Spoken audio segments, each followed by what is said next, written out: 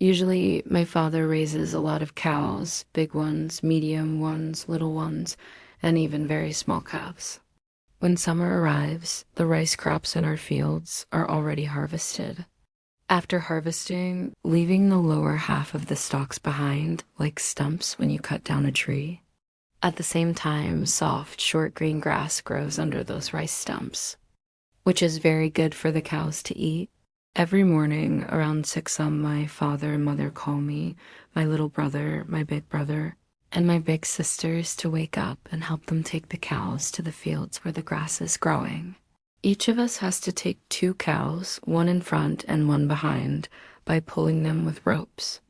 For me, as a little girl, it was not too hard to manage one cow, but handling two cows at the same time was very difficult. Sometimes the front cow didn't know where to go unless I walked ahead of it. But since I also had to pull another cow behind me, I was stuck in the middle, holding two ropes, one pulling forward and one pulling back. That's why the cow in front often stopped and stood still, not sure where to go, while my father, brothers, and sisters walked ahead of me with their cows.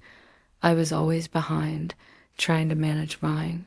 When my father reached the farm, he would drive a strong wooden post deep into the ground, making sure it was secure so that the cow, tied to it with a rope, could not pull it out. Then he tied the cow's ropes to the post, always making sure the ropes were long enough for the cows to reach the grass in a wider area. My father never left the cows untied, because if he did, they might wander away and get lost. But he was also very careful not to tie them with a short rope. He always gave them enough rope to move around and eat freely. When I was still on the way with my cows, my father often asked my big brother or sister to come fetch me. By the time I reached the field, my father was still tying the cows because we had many and it took time. He was very skillful at it. Tying cows to a post is not simple. It needs a special knot so the cows are safe but not hurt. My sisters, brothers, and I would just wait until father finished. As for the calves, they didn't need to be tied. Since their mothers were there, they would just stay close.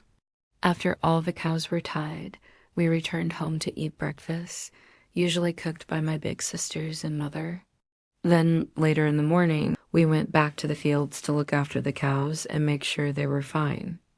Sometimes, while waiting, my siblings and I would sit together under the shade of the trees and tell stories to each other.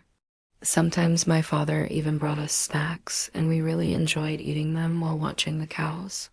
At noon, around 12 o'clock, we untied the cows and took them home again. 2 cows per person as before, one in front and one behind. We took them home because the cows needed water. Beside our house, there was a well full of clean water. When we brought the cows home, we gave them water to drink from big buckets. Each cow could drink about 2 big buckets of water. Pulling the water from the well with a rope and bucket was tiring, but we took turns since there were many of us siblings. Even though the rope made the skin on our hands turn red as we pulled up heavy buckets of water from the well, it still felt joyful, especially when we watched the cows drink so eagerly, as if they could never get enough. After all the cows had their fill, my father tied them under the shade. Some were tied under trees, and others inside the cowshed with a roof. Then, when the sun grew weaker in the late afternoon, around 3:30 p.m., we took the cows back to the fields again so they could eat more grass before night. Around 6 p.m., as it was getting dark, we brought them home again, tied them securely, and gave them dry grass in the round bamboo mangers to eat. That was our daily life as a farmer family. I really miss those moments, and I wish I could live them again.